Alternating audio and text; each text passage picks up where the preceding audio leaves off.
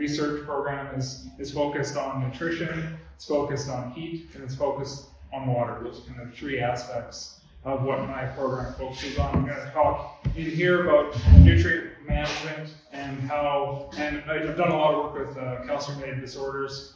And then out in the orchard, if you have any questions about netting, you have any questions about irrigation, you have any questions about sunburn mitigation, feel free to bring those up then. So for nutrient management, it's really kind of a whole approach. It starts with the sign and rootstock, it starts with your soil, it starts with your environment. That kind of sets your baseline of kind of what you need to do to manage nutrients in your system and in your orchard. It's going to be variety specific, it's going to be rootstock specific, and it's going to be environment specific. Then I'm going to kind of go through some of what goes on in physiology, what goes on below ground in terms of how roots take up nutrition from the soil, how they interact with the soil, how soil affects root behavior, and then I'm going to talk a little bit about what goes on above ground in terms of the distribution. So very often what we have is not really, when we talk about calcium-related disorders, we think about it as a deficiency, but it's not necessarily always a deficiency, it's can be a distribution problem. So it's taking up, there's enough calcium in the soil, or there's enough calcium uptake in the plant, but it's not getting to the fruit. And so it's a distribution problem. And then we'll talk about kind of three specific examples of real key things that can be done to manage calcium-related disorders. One being calcium sprays. We'll talk about some of the theory on how it works, and then some of the work we've done to look at how effective it really is, and how much you can rely on that in your orchard production management. Talk about crop load and the importance of that, and then again give an example of how we've used irrigation to limit nutrient-related disorders or calcium-related disorders in Honeycrisp apple as an example. So really it comes down to science sets the potential for everything. How, for Gala, you're not going to need a calcium program like you'll need for, say, Honeycrisp in Washington State, or Kansas that you sometimes get here. You need a completely different calcium program. So science sets the potential for that. And then one thing you'll notice is that when you look at a lot of the international breeding programs, there's very often either Rayburn or Honeycrisp as a parent. So a lot of the new cultivars that are coming out have one of those two varieties as a parent because they have really good characteristics. So Honeycrisp has that crisp characteristic that people want. It's used as a parent around the world. It's very likely that some of those new varieties that have come out of those breeding programs that have used Honeycrisp are going to have similar types of disorders. So just something to keep in mind long term, that some of your varieties right now may not have those problems, but as we adopt new varieties, as we think about adopting new varieties, we just need to be mindful of where they come from and make sure they align with how we want to grow them, or how you want to grow them in your orchards. And the other side of that is the rootstocks. So rootstocks can have a big influence on how they affect nutrient-related disorders, affect bitter pit incidence. So this is in Honeycrisp orchard, Honeycrisp apple. And this is work out of Cornell. We've done similar work in Washington State, where we've looked at how rootstocks affect bitter pit incidence in Honeycrisp. And there's two ways that it does it. One being that rootstocks affect vigor. So that vigor effect, so lower vigor rootstocks have generally lower incidence of bitter pit. And then the other way is that it affects the ratio, the uptake of nutrients from the soil. So for example, G41 is one rootstock that will preferentially take up potassium or nitrogen more than it'll take up calcium. So you end up, even though it's equal vigor to an M9, it has a very different susceptibility in bitter pit incidence. So in terms of soil kind of sets that bar where you're working at. You're constrained with where you are, you're constrained with the soil you're working with. Here your soil pH is much lower than we are. It looks like, I kind of was looking at some of the soil analysis for this area. Potassium is generally lower. We deal with a lot of really high potassium soils, so we have to be really careful with how we use fertilizer, potassium fertilizer, because we can induce a lot of bitter pit and nutrient-related disorders by over-applying potassium. Here that's not much of an issue, but you have pH issues that can create challenges, or you might have excessive vigor in years like this, where you can't control irrigation. You have waterlogged soils. You don't have that control. In other years, you might have control over how much water you're applying to your orchard. The soil kind of sets. You're constrained with the soil you're stuck with. So you talk about nutrient uptake and distribution by the plant. So it starts with that root activity in the soil and when that happens. So on the bottom right, this is a little bit small, but on the left here, this is bloom time or bud break, and you can see that this is root activity. So you can see root activity starts maybe it's about 30 to 40 days after bud break. And that's when you get that first flush of roots. There's a lot of carbon available for that root flush. The soil temperature comes up, so the roots start growing. And that's your initial flush, and that's a really key time for nutrient uptake into the canopy because that's when the roots are active, they're growing into the soil, they're exploring different areas of the soil and taking nutrients from there. As temperatures continue to increase and the carbon demand of the fruit increases, root activity decreases very rapidly. So during that summer period, when there's a lot of carbon going into fruit and soil temperatures are hot, generally there's not a whole lot of root activity. So you're not going to have a whole lot of nutrient uptake during those summer months. And then after harvest, when that carbon load goes down, then you start to get a new flush of roots come new flush of roots come into the soil and start to take up nutrients again. So these are the two key periods after harvest and just after bloom that are key for nutrient application because that's when the majority of the nutrients are taken up into the plant. So what temperature would that be for the sun? Like 15 degrees Celsius. Yeah, that's kind of considered to be a threshold for nutrient uptake. And then when you start to get up to above 25 is when root health starts to decline. Then you start to get more rapid breakdown of roots that reduces the longevity. So above 25 it starts to go down again. So the uptake rates differ by the type of nutrient, and also distribution into the upper part of the plant varies by nutrient. So here, this is an experiment we did with different ways of tracing uptake into the plant. So this is potassium, this is nitrogen, this is calcium. And you can see the green is the upper part of the plant, and the brown is into the roots. And you can see potassium moves very rapidly up into the upper part of the plant, whereas strontium or calcium moves much slower into the plant. So that's one of the challenges with calcium is that it's really difficult to get uptake into that upper part of the plant. It's slower than other nutrients in terms of uptake. Another thing that can control uptake, and this goes back to root activity and root health, is water availability in soil moisture. So we did some experiments where we looked at nitrogen uptake. So this is the percent of nitrogen uptake versus applied, looking at more or less uptake efficiency from the soil.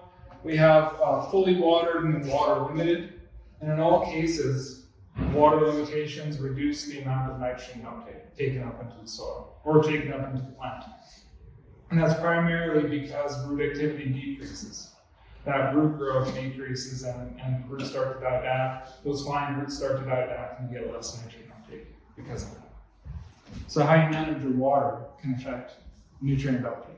And then this is looking at different rates of fertilizer application. So this is we're just finishing up a 3-year experiment looking at both in Honeycrisp and Cosmic Crisp apple, looking at rates of application. So this is shown in pounds per acre. That translates roughly to kilograms per hectare. It's more or less an equal conversion. So we have different nitrogen application rates and potassium and magnesium application rates across 2 years. I'm not showing we started this experiment in 2019. I'm not showing that because there's absolutely no differences in that first year. So it takes 2 years because you're working with trees that have a lot of storage and a lot of buffering capacity.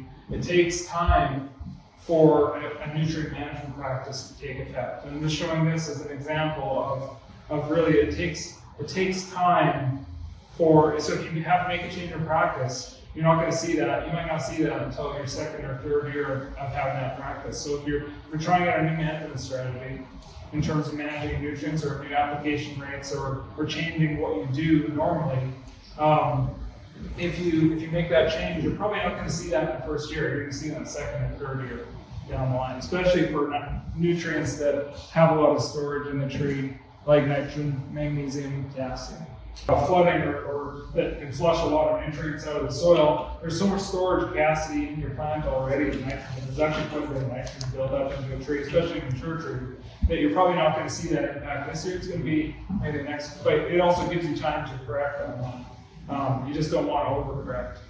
You don't want to put, because your soil might show very little nitrogen, you don't want to apply a whole bunch of nitrogen, get a flush in and create problems in terms of vigor and growth responses in your tree. And this is just showing that leaf, same experiment, and instead of looking at fruit nutrient concentrations, looking at leaf nutrient concentrations, and just showing that leaves are much more responsive than fruit. We saw those effects earlier in leaves than fruit. So in terms of your analysis, you're likely to see differences in leaf concentrations faster than you'll see them in the fruit themselves. So we talked a little bit about more soil-based applications and the impact it has on uptake. And now let's kind of talk about the theory behind the distribution. So you might have good uptake, but you might have poor distribution. And that's one of the challenges, is you're kind of managing. We talk in horticulture about the balance between the leaves and the fruit, and how getting that balance right is so critical, not just for quality, but also for nutrient composition. So early in the season, when fruit are developing, the nutrients follow the transpiration stream, or where water is used. And most of the water use in trees happens in leaves. So because it's following that water stream, most of the water use is in the leaves, most of the nutrients go to the leaves, and very little goes to the fruit. And so early on in the season, those fruit are behaving more like leaves. They're using water. So there's a lot of calcium delivered going into the fruit. This, on the bottom left, this will be stained xylem vessels, or that transport water and nutrients to the fruit. You can see that they're very active. So the more pink spots you see there, the more active the calcium transport into the fruit is. So early in the season, very active, a lot of calcium transport. Going on to late in the season, you can see that decrease, almost completely inactive. So there's very little calcium going into the fruit late in the season. And there's a lot, so most of the calcium that ends up in the fruit happens early in the season, kind of gets set up. And then late in the season, what happens is you get very little calcium going into the fruit. And because calcium is not plant mobile, it can't be moved around the plant, but potassium, magnesium, nitrogen are. As the fruit starts to grow, it'll bring potassium and nitrogen, magnesium with it. But calcium will stay the same. So as that fruit continues to grow, it becomes more dilute, so that those ratios change. And that's why that potassium to calcium ratio is so important, or the nitrogen to calcium ratio is so important for looking at bitter predicaments.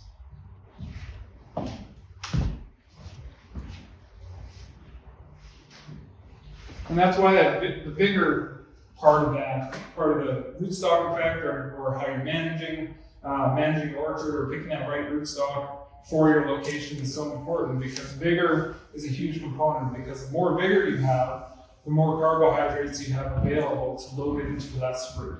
So you have a different leaf to fruit ratio.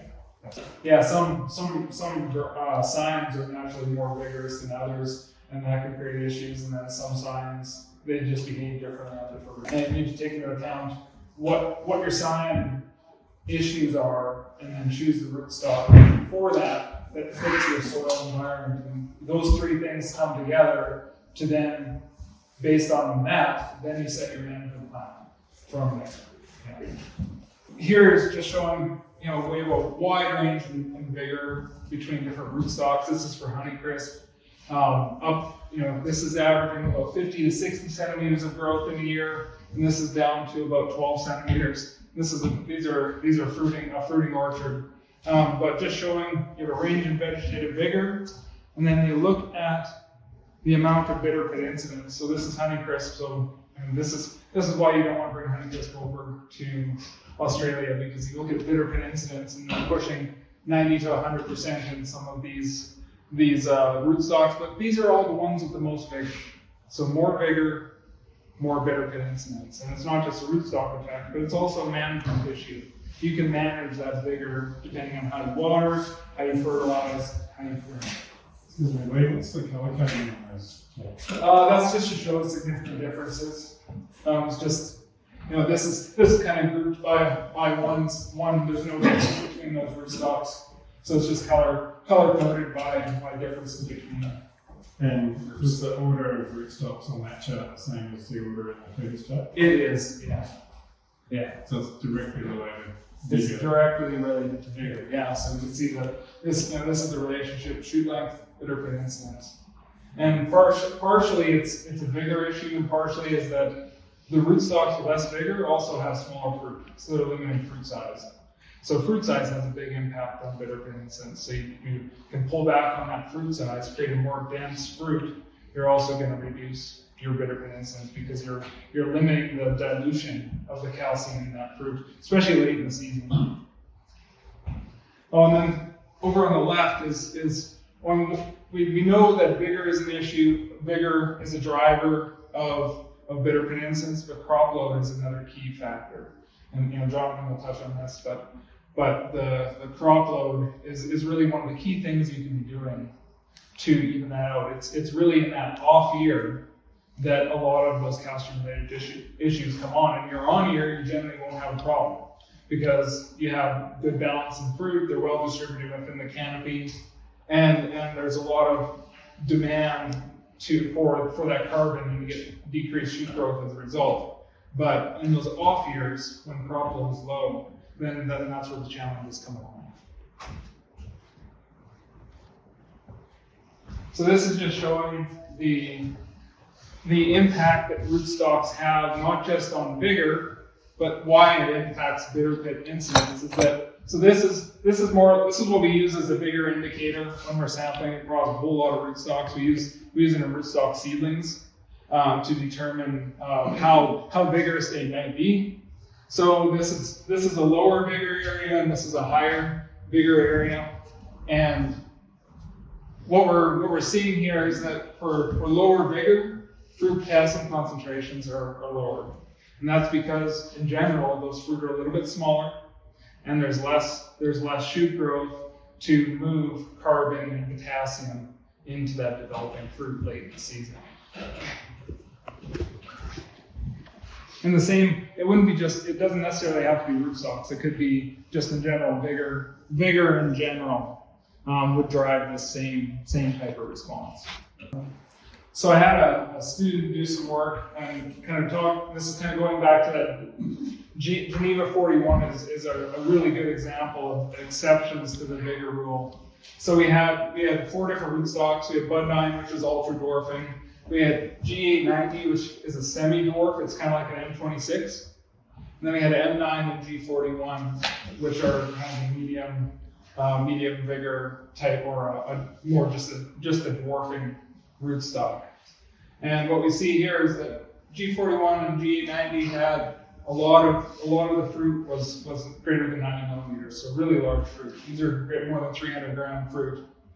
But M9 and Bud 9 have a little bit smaller fruit. And we look at the amount of bitter pit incidence. So even though M9 and G41 have the same vigor costs, they're in the same vigor costs in terms of rootstocks, we get a lot more bitter pit incidence in G41 than we do for M9. That's because they take up a lot more potassium, they take up a lot more nitrogen, and that drives fruit growth as well. So looking at calcium sprays, we have I get a lot of questions about, when should I be applying calcium? How much should I be applying? What products should I be using? Should I be using this new product that I'm being told is better than this product? And kind of when you break it down historically and what's in the literature, calcium chloride, because it has the highest amount of active calcium, is the most effective at getting calcium into the fruit. The only times you need to be really conscious of what type of calcium you're using is when it's hot out or when you're at a sensitive period, say early in the season at petal fall. You might want to use a softer calcium that isn't going to cause those, or potentially cause those phytotoxicity issues. It's all about the amount of active ingredient you're getting on. So if you have a 15% product or a 30% product, or versus a 2% product, you want to stick with that high active ingredient because the literature says, and all the studies, they've been done for 40 or 50 years now, the higher active ingredient has the better effect. We also did some work at looking, well, does timing matter? So we had some different applications. So this June 12th for us is right about now. No, it's about three weeks from now. But it's early, that's about 60 days after bloom, 50 to 60 days after bloom. And then August 6th is getting close to harvest for us. And what we did is we used a tracer again, that we applied it to the fruit surface and looked at how much is actually getting into the fruit at different points in development. And if this value was 0, it would say that there's nothing getting into the fruit. We're having no effect of that applying calcium to the fruit and getting it into the flesh of the fruit. And what we found is that in all cases, at all points in the season, we're getting an effect. But the effect is only about 10% of the calcium we apply is getting into the flesh.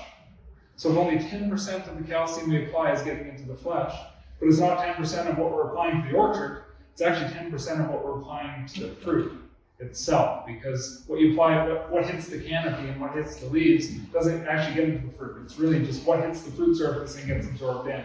And when we start to work out on a full canopy orchard and a full crop, only about 10% of the calcium we apply gets into, actually reaches the fruit surface. So 10% of 10% is only 1%. So only 1% of the calcium we apply is actually getting into the fruit to have an impact on bitter pit incidence. So that means if you're applying 15 kilograms per hectare over the season, you're having 150 grams get into your whole block. So what that's saying is that really it's not a solution.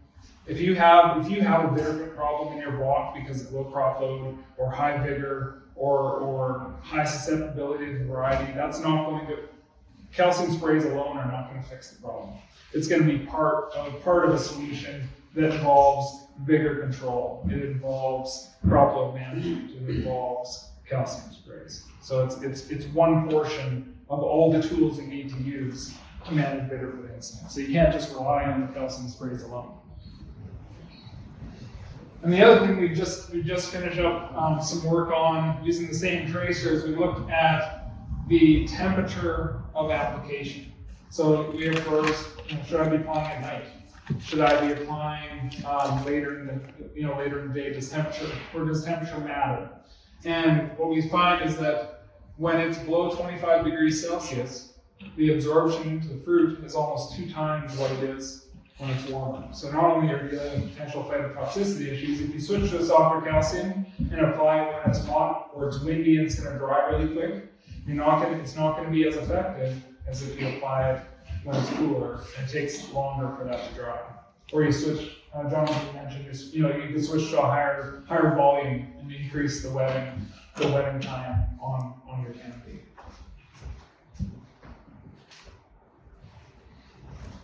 So I mentioned crop load is a real key thing. So this is looking at the potassium, magnesium over calcium ratios relative to crop load, and looking at those ratios relative to bitter pit incidence. You can see those. It's not a perfect relationship. It's still noisy, but it's one of the key drivers in terms of bitter pit incidence and in terms of calcium-related disorders. So if you have a situation where you're in an off year, but it's not all your trees might not be off. It might be 30% of your trees are off. Well, those 30% of your trees that's where all your risk to bitter pit is. You might end up having those 30% of trees get 80% of bitter pit because they're off. And those other 70% that are on might be just fine. But all your losses of bitter pit are on those off trees. So managing that crop load on-off is really critical.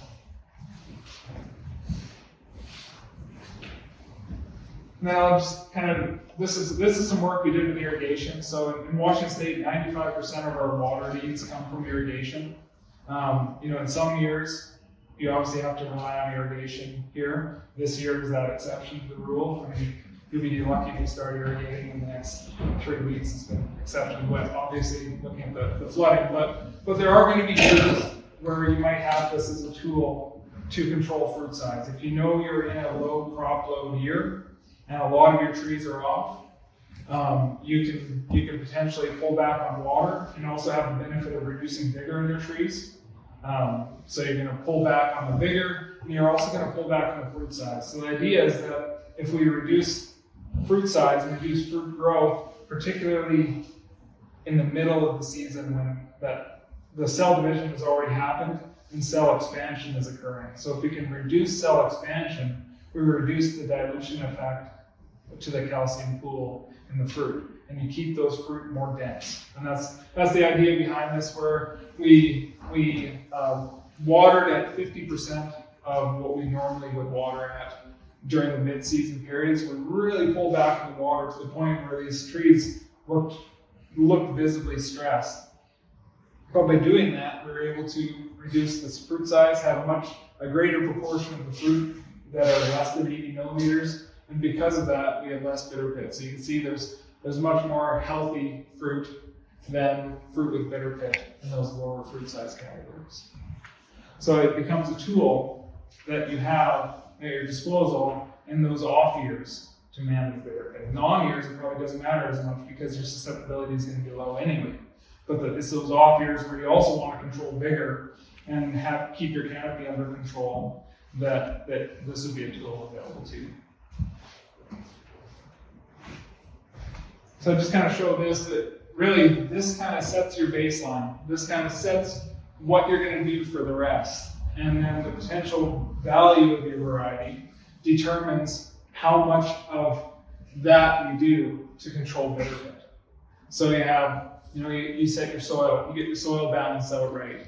Your calcium sprays were, in general, it's probably not worth it because it's only 1% efficacy. You probably don't want to put dedicated sprays on. If you can tank mix it, you can tank mix it. And you don't have, the product itself is relatively cheap. It's the labor and the tractor trips through the orchard you want to avoid. We had growers in Washington that were doing 30 calcium applications per season. And we cut that down by half, and now they're just tank mixing in. They generally don't see the value in doing those extra trips through the orchard for those dedicated calcium sprays. And then, if you have a high value variety where it's really important you control fruit size, or you're trying to meet a certain market size, irrigation is available to you. Crop load is one of the key things you can do to manage bitter pit.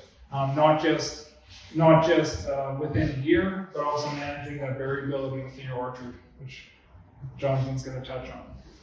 So, and it's not just about calcium, but it's also about all those other nutrients that go along with it, that also impact vigor and impact fruit growth and impact that nutrient balance in the apple that affects calcium-related disorders. So I kind of just want to leave this to you. This can kind of get the discussion going either for in here or out in the orchard, or Jonathan can touch on some of it. But if you have any questions, I'd be happy to answer it now, or we can talk about it.